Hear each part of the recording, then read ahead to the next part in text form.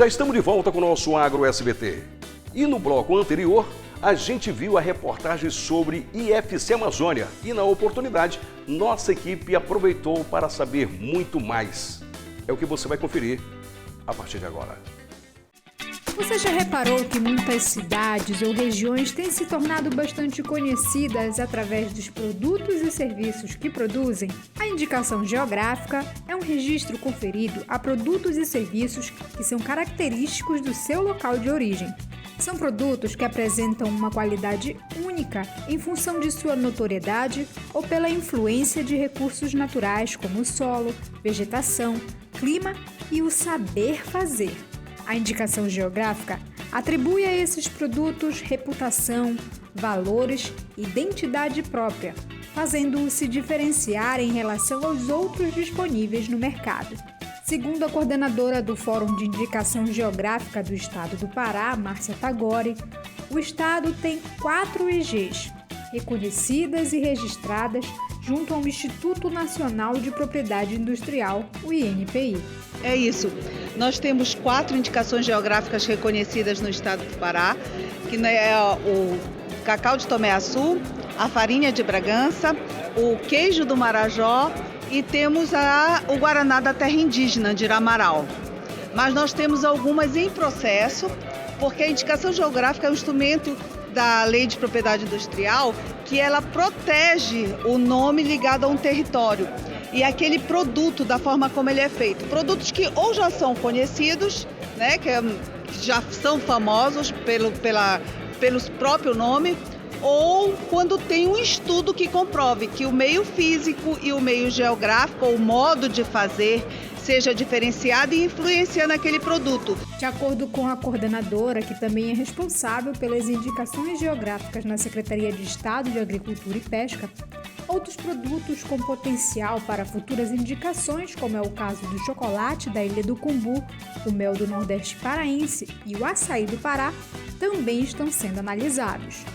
Nós temos o pirarucu aqui na Feira do Pescado, que também é uma demanda para reconhecimento de indicação geográfica, né, que é muito forte na nossa região, principalmente ali em Santarém, mas nós temos outras indicações geográficas que podem ser referências. A gente trabalha no estado com esse indicativo de que elas são sinalizadoras para a gestão, no sentido de trabalhar os entraves das cadeias produtivas e potencializar os benefícios que eles trazem para aqueles territórios. A união da qualidade e tradição no espaço físico atribui a esses produtos um diferencial, uma identidade, que acaba sendo compartilhada com o próprio produtor.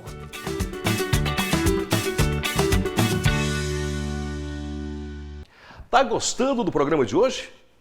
Que maravilha! Queremos a sua participação. Seja muito bem-vindo. Obrigado por essa grande audiência do nosso Agro SBT. Você sabe que dia e noite, noite e dia, nossa equipe entrega todos os domingos o melhor do agro para você. Mas queremos a sua participação. 98829-0006. Também o nosso programa de hoje vai estar disponível amanhã no canal do YouTube. Se inscreva, esteja sempre com a gente. Olha que interessante. Você sabia que existe um tipo de cupuaçu sem caroço? Pois é. Quem vai contar pra gente é a repórter Josi Torres. Que interessante, hein? Cupuaçu sem caroço? É isso mesmo?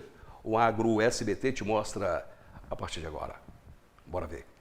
O cupuaçu é uma das frutas mais consumidas pelo povo paraense. Mas será que essa novidade de cupuaçu sem caroço vai agradar? Bem, nossa equipe veio até aqui ao mercado do Ver-o-Peso descobrir. Você já ouviu falar no cupuaçu sem caroço? Sim, já ouvi falar, mas ainda não experimentei. Não, nunca ouvi falar. A senhora já ouviu falar no cupuaçu sem caroço? Ainda não. Eu acho ele muito suave, não é que nem o nosso. O normal, né? Ele é bem acentuado, o sabor. Você pode fazer um doce, fica muito bom. E esse não, eu acho ele com menos sabor, bem suave mesmo. Aí pra cá, pra nós não serviu. Pra gente entender um pouco como surgiu essa fruta um tanto inusitada, é necessário voltar um pouco no tempo, lá para o século passado, em 1942. Esse foi o material que surgiu em Cametá, uma planta que próprios pessoal que morava lá começou a observar uma coisa interessante. Do lado esquerdo, ela produzia frutos com semente, com caroço. E do lado direito, sem caroço. Então aquilo ficou uma coisa estranha, porque a natureza não tem essas aberrações, né?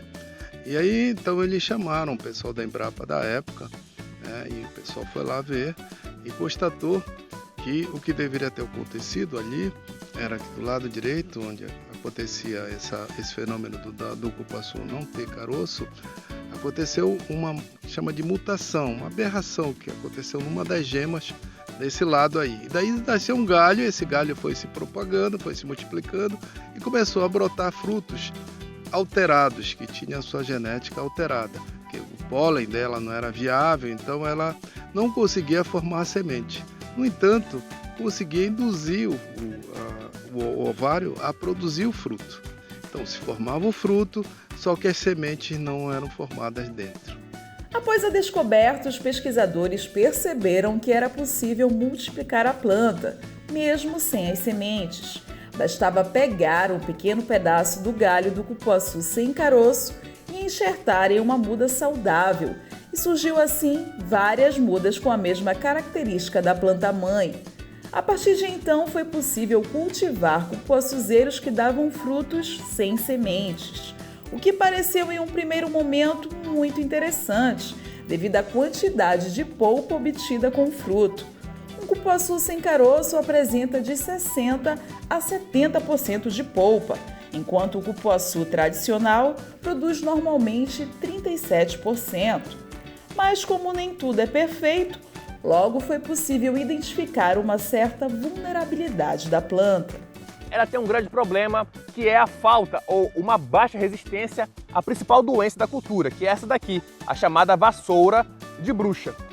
Essa vassoura de bruxa pode comprometer fortemente a produção do seu pomar. E ela vai precisar sempre ser plantada do lado de um cupuaçu com caroço, porque ele vai fornecer o pólen, que vai induzir as flores do cupuaçuzeiro sem caroço a desenvolver o fruto. Outra barreira para a comercialização da fruta seria a diferença do sabor em relação ao fruto tradicional, já que o cupuaçu sem caroço é menos ácido e tem um sabor mais suave. Percentualmente falando, o cupuaçu com semente tem uma acidez próxima de 2,5%, enquanto que o cupuaçu sem semente apresenta uma acidez próxima de 1%. Na prática, algumas pessoas rejeitam essa polpa dessa variedade e outras amam.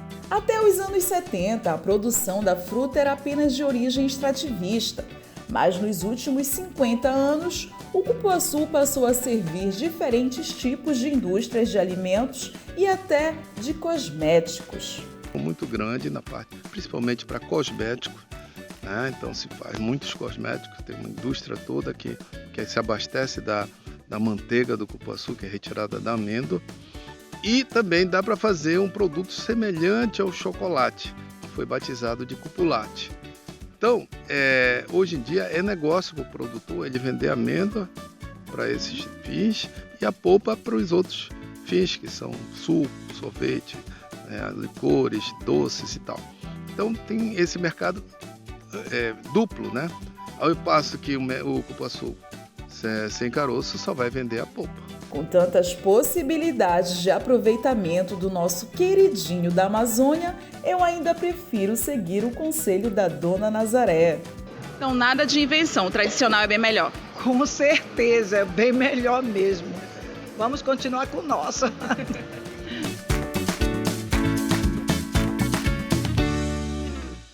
Cupuaçu sem caroço. Essa eu juro para você que eu não sabia. Mas aqui no Agro SBT a gente sempre descobre algo novo para te entregar sempre o melhor todos os domingos dentro do nosso programa. Me acompanhe agora para as notícias do agro, diferente. O diretor nacional do SBT, Daniel Abravanel, esteve aqui em Belém e conversou com a nossa equipe. Bora ver.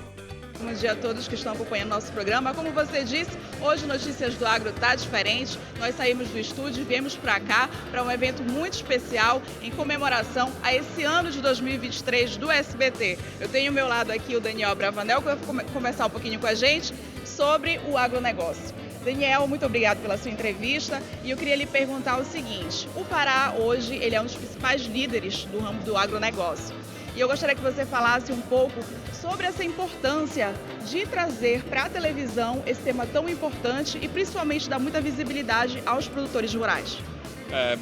Faz tempo que a gente já pensa em colocar o agro na TV, né? Eu, particularmente, na pessoa física, sou do agro, né? Criador de cavalos da raça quarto de milha. Então é um sonho que a gente tinha no SBT de trazer o agro, não só regional como nacional. Esse ano de 2023 a gente trouxe ele regional, né? Com um programa aqui no Pará e várias afiliadas nossas. A gente tem também em São Paulo, interior de São Paulo. A gente colocou já em âmbito nacional através do SBT News. Vocês, Barreira, contribuem muito conosco com matérias. E o ano que vem, sim, na TV a gente vai lançar um grande projeto de agro para unir e somar todo mundo. A gente acorda cedo para entregar o melhor, né? Para as pessoas que vivem do agronegócio, pequenos, médios, grandes agricultores, pequenas, médias e grandes indústrias que fomentam o crescimento do nosso país, do nosso estado do Pará, do norte e toda a região. Eu fico muito feliz de ter essa responsabilidade de conduzir uma equipe de muito nível, de um nível maravilhoso para entregar o melhor do agronegócio. Em meu nome, em nome de toda a minha equipe do Agro SBT, agradecemos aí as palavras do diretor nacional do SBT, Daniel Abravanel. Que o nosso domingo seja maravilhoso e de muita produtividade, com os amigos, com a família. Aproveite e lhe dê essa oportunidade de vida. Espalha para todo mundo. E no próximo domingo, às 9 horas da manhã, eu te espero aqui no SBT. Tem muito mais agro com matérias especiais. Que a nossa semana seja maravilhosa. Valeu pela companhia e pela sua participação. Valeu. Tchau, pessoal.